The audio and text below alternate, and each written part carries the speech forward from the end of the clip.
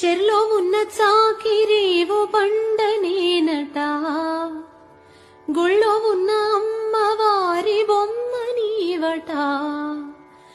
మురికిని కడిగిన మనసుని కడిగిన రెండు రాళ్ళు చేసేదొకటి పేర్లే వేరట. అవునో కాదో తెలియదు కానీ నువ్వు చెబుతుంటే అవునంట. మరి అంతలోనే బొంగమూతి సంగతేంటట. నాకు తెలుసా మంచి చెడ్డ, నువ్వు చెబితే నేర్చుకుంటా. నేను నమ్మినా